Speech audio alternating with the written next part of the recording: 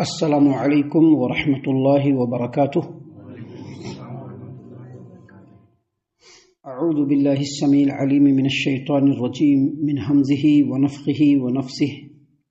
بسم اللہ الرحمن الرحیم۔ وقال الذین کفروا ان ھذا الا افک افتراہ واعانہ علیہ قوم آخرون فقد جاءوا ظلما وزورا وقالوا اساطیر الاولین اکتتبها فهي تملی علیہ بکرۃ واصیلا قل انزلہ الذی یعلم السر فی السماوات والارض انہ کان غفورا رحیما۔ کافر لوگ یہ کہتے ہیں کہ یہ قرآن کریم تو محض جھوٹ ہے جسے اس نے خود بنا ڈالا ہے، اور کچھ دوسرے لوگوں نے اس کام میں اس کی مدد کی ہے۔ کتنا بڑا جھوٹ اور ظلم ہے جس پر یہ لوگ اتر آئے ہیں۔ ساتھ ہی ساتھ وہ لوگ یہ بات بھی کہتے ہیں کہ یہ تو پہلے لوگوں کی داستانیں ہیں جنہیں اس نے نقل کر لیا ہے، سو وہی داستانیں صبح و شام ان کے پاس پڑھ کر سنائی جاتی ہے۔ اے نبی کریم صلی اللہ علیہ وسلم، آپ ان لوگوں سے کہیے کہ قرآن کریم کو اس ذات نے نازل کیا ہے جو آسمانوں اور زمین کے بھید کو جانتا ہے، اور یقیناً وہ بخشنے والا اور رحم کرنے والا ہے۔ محترم سامعین اکرام، سورۃ الفرقان سورہ نمبر 25 اور اسی سورت سے آیت نمبر 4، 5، 6، یہ چند آیات ابھی آپ کے سامنے تلاوت کی گئی۔ بفضل اللہ، بعون اللہ، بتوفیق اللہ، آیتوں کا ترجمہ بھی آپ تمام کی خدمت میں پیش کیا گیا۔ سامعین اکرام، یہاں پر سب سے پہلے یہ بات سمجھ لیجئے کہ جو سورۃ الفرقان ہے یہ مکی سورتوں میں سے ایک سورت ہے، اور اس سورت کے اندر جو آیات اللہ تبارک و تعالیٰ نے نازل فرمائی ہے اس میں جہاں نصیحتیں ہیں وہاں مکہ والوں کے بارے میں بھی باتیں ہیں، مکہ والوں کے اعتراضات، ان اعتراضات کے جوابات، مکہ والوں کے اندر جو خرابیاں ہیں اللہ تبارک و تعالیٰ نے اس کو بیان کیا، پھر ان خرابیوں کو کیسے دور کرنا ہے اللہ تبارک و تعالیٰ نے ان باتوں کو بیان کیا۔ لیکن یہاں پر ایک بات اور سمجھ لیجئے کہ چاہے وہ سورت مکی ہو یا مدنی ہو، اس کے اندر جو باتیں ہیں اگر وہ باتیں ہم لوگوں کے پاس آئی ہیں اور ہمارے اندر اگر وہ خرابیاں ہیں تو ہم کو بھی ان خرابیوں کو دور کرنا ہے، ان آیتوں سے ہم کو بھی نصیحت حاصل کرنا ہے، کیونکہ وہ آیتیں صرف مکہ والوں کے لیے نہیں بلکہ قیامت تک کے آنے والے تمام لوگوں کے لیے اللہ تبارک و تعالیٰ نے نازل فرمایا ہے۔ دیکھیے اللہ تبارک و تعالیٰ نے فرمایا وقال الذین کفروا ان ھذا الا افک افتراہ واعانہ علیہ قوم آخرون فقد جاءوا ظلما وزورا، اور کافر لوگ یہ کہتے ہیں کہ یہ قرآن کریم تو محض جھوٹ ہے جسے اس نے یعنی محمد صلی اللہ علیہ وسلم نے خود سے اپنی طرف سے گھڑ لیا ہے، بنا لیا ہے، اور کچھ دوسرے لوگوں نے اس کام میں اس کی مدد کی ہے۔ کتنا بڑا جھوٹ اور ظلم ہے، اللہ فرما رہا ہے کہ یہ بات کتنا بڑا جھوٹ اور ظلم ہے جس پر یہ لوگ اتر آئے ہیں۔ نبی کریم صلی اللہ علیہ وسلم کے اوپر اس قرآن کریم کو اللہ نے نازل کیا، یہ بات بالکل سچ ہے۔ پھر آگے اللہ نے فرمایا وقالوا اساطیر الاولین اکتتبها فهي تملی علیہ بکرۃ واصیلا، نیز وہ لوگ یہ بھی کہتے ہیں کہ یہ تو پہلے لوگوں کی داستانیں، یعنی جو لوگ گزر چکے ان کی داستانیں ہیں، اور جنہیں اس آدمی نے یعنی محمد نے نقل کر لیا ہے، سو وہی داستانیں صبح شام ان کے سامنے پڑھ کر کے سنائی جاتی ہیں۔ سامعین اکرام، مشرکین مکہ نے نبی کریم صلی اللہ علیہ وسلم کے اوپر بہت سارے اعتراضات کیے۔ مشرکین مکہ نے نبی صلی اللہ علیہ وسلم پر نبوت کے بعد، آپ کے نبی بننے کے بعد بہت سارے اعتراضات کیے۔ ان اعتراضات میں سے ایک اعتراض یہ بھی تھا کہ یہ جو قرآن بول کر کے، قرآن کا نام دے کر کے نبی صلی اللہ علیہ وسلم جو لوگوں کو سنایا کرتے ہیں، یہ اصل میں کچھ یہودی غلام جو ہے وہ مسلمان ہو گئے، اور وہ جو مسلمان ہو گئے چونکہ یہودی ہیں، پڑھے لکھے ہیں، تو وہ لوگ ساری باتیں نبی صلی اللہ علیہ وسلم کو سکھاتے ہیں۔ شروع میں کچھ وقت کی نماز، بعض مفسرین نے کہا کہ 2 وقت کی نماز فرض تھی، 5 وقت کی نماز تو ابھی فرض ہے، معراج میں فرض ہوئی تھی۔ جب مدینہ میں نبی صلی اللہ علیہ وسلم جب مدینہ جانے کا جب بالکل ارادہ ہو چکا تھا، اسی وقت اسراء اور معراج ہوا، بالکل آخری زمانے میں، تو اس وقت 5 وقت کی نمازیں فرض ہوئی، لیکن اس سے پہلے 2 وقت کی نمازیں فرض تھی، صبح اور شام کی۔ اور جو 2 وقت کی نمازیں جو فرض تھی اس میں نمازوں کے اوقات میں جو مسلمان تھوڑے بہت تھے اس وقت جو اسلام قبول کر لیے تھے وہ دار ارقم میں جمع ہوا کرتے تھے، اور دار ارقم میں جب جمع ہوتے تو نبی کریم صلی اللہ علیہ وسلم نماز کے بعد جو کچھ وحی اللہ کے رسول صلی اللہ علیہ وسلم پر نازل ہوتی وہ مسلمانوں کو سنا دیتے، اور پھر لوگوں میں یہ بات چونکہ تبلیغ کرنا تھا، لوگوں تک پہنچانا تھا، تو وہی آیتیں لوگوں تک پہنچتی تھی۔ اب مشرکین مکہ نے یہ اعتراض کرنا شروع کیا کہ جو نماز کے اوقات ہوتے ہیں جس میں مسلمان جمع ہوتے ہیں، نبی کریم صلی اللہ علیہ وسلم جو چند یہودی جو نوجوان غلام مسلمان ہو گئے ہیں، ان کو پتہ ہے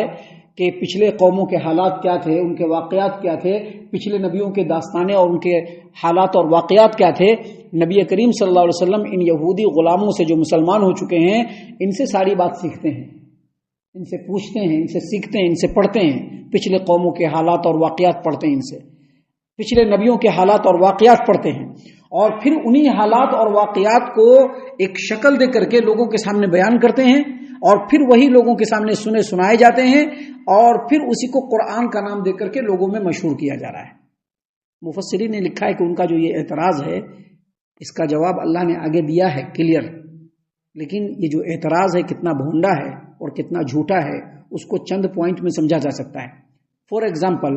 یہ جو یہودی غلام جو مسلمان ہوئے، جو نبی کریم صلی اللہ علیہ وسلم کے سامنے بیٹھتے ہیں، اگر یہ لوگ نبی کریم صلی اللہ علیہ وسلم کو سکھانے اور پڑھانے والے ہوتے تو نبی صلی اللہ علیہ وسلم کے سامنے فرما بردار بن کے نہیں بیٹھتے تھے، اور فرما برداری بھی ایسی کہ اگر نبی صلی اللہ علیہ وسلم ابرو کا اشارہ کر دیں تو وہ لوگ اپنی جان نیچاور کر دیں۔ تو اگر یہ لوگ نبی صلی اللہ علیہ وسلم کے معلم ہوتے، سکھانے والے ہوتے، سمجھانے والے ہوتے، تو نبی صلی اللہ علیہ وسلم کے سامنے فرما بردار بن کر کے نہیں بیٹھتے تھے، پہلی بات۔ دوسری بات، اگر دنیاوی غرض کو سامنے رکھ کے، بہت سارے لوگ اپنے دنیاوی الو کو سیدھا کرنے کے لیے لوگوں کے سامنے جھکے رہتے ہیں، فرما بردار بنے رہتے ہیں، تو اگر ایسا ہوتا کہ دنیاوی مفاد کو حاصل کرنے کے لیے بھی نبی صلی اللہ علیہ وسلم کے سامنے فرما برداری کرنے کا ڈھونگ رچاتے تو بھی یہ لوگ نبی صلی اللہ علیہ وسلم کے بہت قریب ہوتے ہیں، کیونکہ دیکھتے ہیں نا جو لوگ ڈھونگ رچائے ہوتے ہیں وہ بہت قریب ہو جاتے ہیں، کیونکہ ان کا کام ہی وہی ہے، وہ ڈھونگ رچائیں گے اور قریب ہو جائیں گے۔ تو یہ لوگ قریب ہوتے، لیکن دیکھنے میں یہ آتا ہے کہ نبی صلی اللہ علیہ وسلم کے قریب کون لوگ تھے؟ ابو بکر تھے، عمر تھے، علی تھے، عثمان تھے، دوسرے لوگ قریب نہیں تھے۔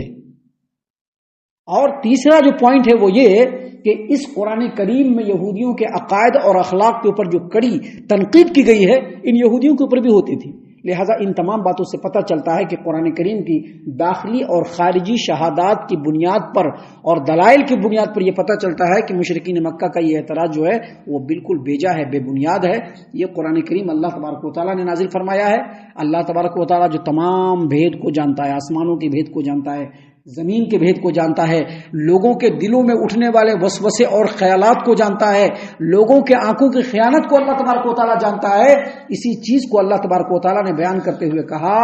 قل، اے نبی صلی اللہ علیہ وسلم آپ کہہ دیجئے، انزلہ الذی یعلم السر فی السماوات والارض، اس قرآن کریم کو ذات گرامی نے نازل فرمایا ہے جو آسمانوں اور زمین کے بھید کو جانتا ہے۔ انہ کان غفور الرحیمہ، بے شک اللہ تبارک و تعالیٰ گناہوں کو بخشنے والا اور رحم کرنے والا ہے۔ یعنی جو لوگوں نے اعتراض کیا کہ محمد عربی صلی اللہ علیہ وسلم چند یہودی غلام جو مسلمان ہو گئے ہیں ان سے پچھلے قوموں کے واقعات کو اور پچھلے نبیوں کے حالات کو سیکھ رہے ہیں، اور سیکھ کر کے اس کو ایک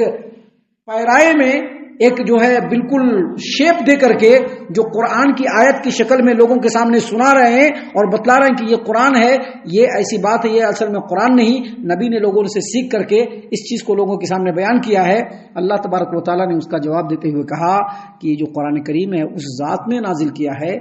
جو آسمانوں اور زمین کے بھید کو جاننے والا ہے، ماضی کے تمام حالات کو بخوبی سمجھنے والا ہے، جاننے والا ہے، ماضی اور مستقبل تمام چیزوں کا علم اس کے پاس ہے، حالات، ظروف اور واقعات کے حساب سے ایسے احکام نازل کرتا ہے جو سراسر عدل اور حکمت پر مبنی ہے،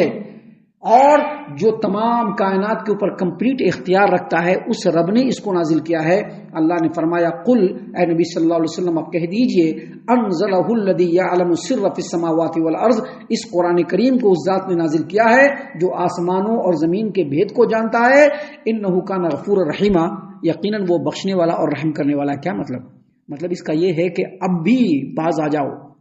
کیونکہ اللہ ہر گناہ کو معاف کرنے والا ہے، ہر ایک کے اوپر رحم کرنے والا ہے۔ یہ جو قرآن پر جو اعتراض کیا ہے، اگر تم آج باز آ جاؤ گے، قرآن کے اوپر یقین اور ایمان لے آؤ گے کہ یہ اللہ کا کلام ہے، تو آج بھی اللہ تعالیٰ تمہارے تمام گناہوں کو بخش کر کے تم پر اور تمام انسانوں پر رحم کرنے والا ہے اللہ تبارک و تعالیٰ۔ سامعین کرام، ابھی اس صورت کریمہ میں اور بھی باتیں ہیں جو انشاءاللہ کل اور کل کے بعد کے دروس میں ہم آپ کے سامنے پیش کریں گے اللہ کی توفیق سے۔